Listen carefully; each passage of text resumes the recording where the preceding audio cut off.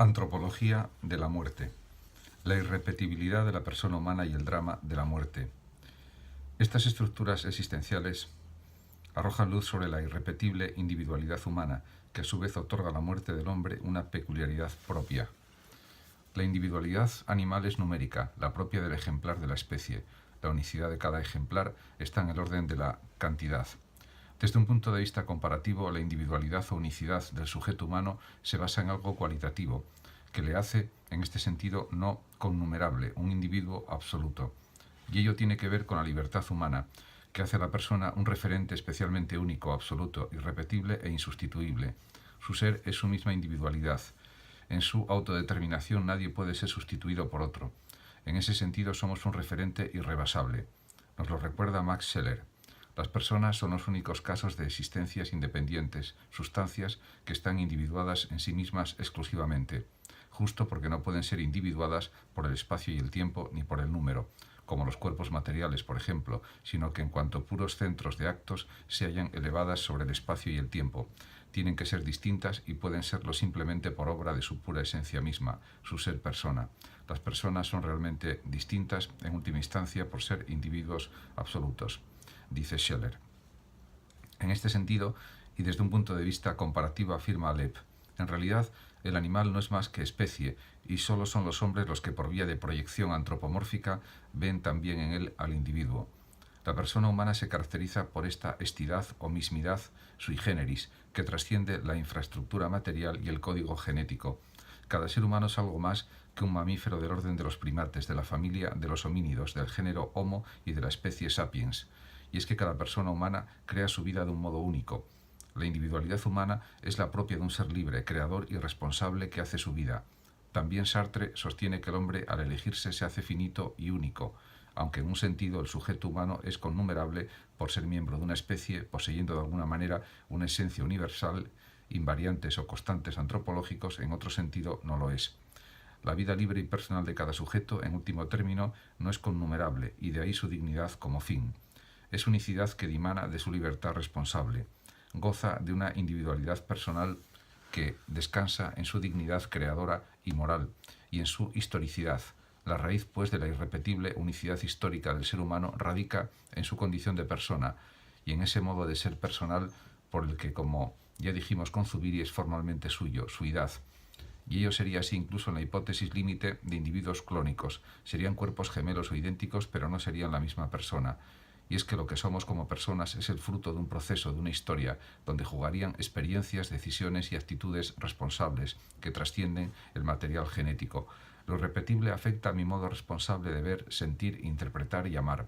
Existen una multitud de relaciones que constituyen al sujeto humano, en las que él se revela como centro de perspectiva y de decisiones libres y responsables de su propio mundo. Se refieren a él de modo particular y único. Y es esa individualidad irrepetible en la que vibra la dignidad de la persona humana, la que hace que nos resistamos a ver en la muerte del hombre un mero momento del ritmo de la vida biológica, un mero servicio a la especie. En la muerte humana, como en otros casos límites, se revela especialmente la individualidad irreferente que somos. Nadie puede morir por otro. La muerte siempre lleva nombre y apellidos. Lo mismo que al nacer traemos al mundo lo que nunca antes había sido, al morir nos llevamos lo que nunca volverá a ser. Sabater. Una muerte humana personal se nos revela como algo más que la concreción numérica de la implacable ley biológica de la mortalidad. En este caso se nos revela una profundidad hasta ahora desconocida. Es esa condición personal y única de la muerte humana la que la reviste de una solemnidad y dramatismo únicos. Cada vez que muere una persona acaba una historia y un universo único. Es cierto que en el contexto de la posmodernidad se ha desarrollado una actitud que pretende rebajar la importancia de nuestro ser individual, una importancia que ya el psicoanálisis freudiano consideró una exageración narcisista y que recordamos al reflexionar sobre el problema del mal. En su práctica clínica, Freud creyó ver en muchos de sus enfermos una cierta inflación infantil de la autoconciencia cuando se enfrentaban al hecho de la muerte. Infantil porque se parecía a la autoestima de los niños, que se creen el centro de su mundo, inflacionaria porque a partir de esa autoestima valoraban exageradamente las exigencias de sentido, justicia, eternidad, etc. Para esta actitud posmoderna, que concibe la vida humana como una etapa transitoria del devenir del universo, querer sobrevivir le parece algo abusivo. En esta línea se mueve, por ejemplo, el médico humanista de Nuland, que ve en la naturaleza la última instancia definidora de lo real. Hay una gran ley de la naturaleza que expresa su economía. Todos los vivientes tenemos que dejar sitio una vez agotados para que otros crezcan, renueven y hagan avanzar el ciclo de la vida. Hay pues que superar una vanidad que nos degrada y reconciliarse con el patrón inmutable de la naturaleza. Vemos que esta era también la actitud de San Pedro.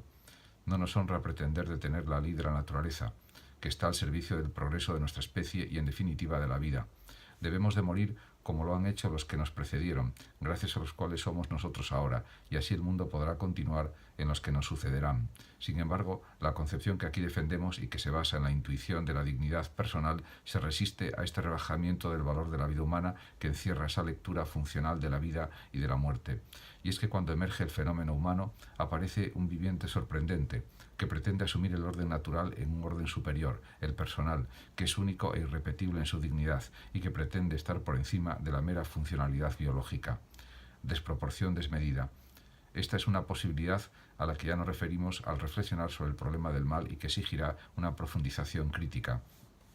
En resumen, la temporalidad existencial del ser humano nos abre a la posibilidad inevitable de la muerte y al descubrimiento de la muerte como un componente estructural ontológico de la persona.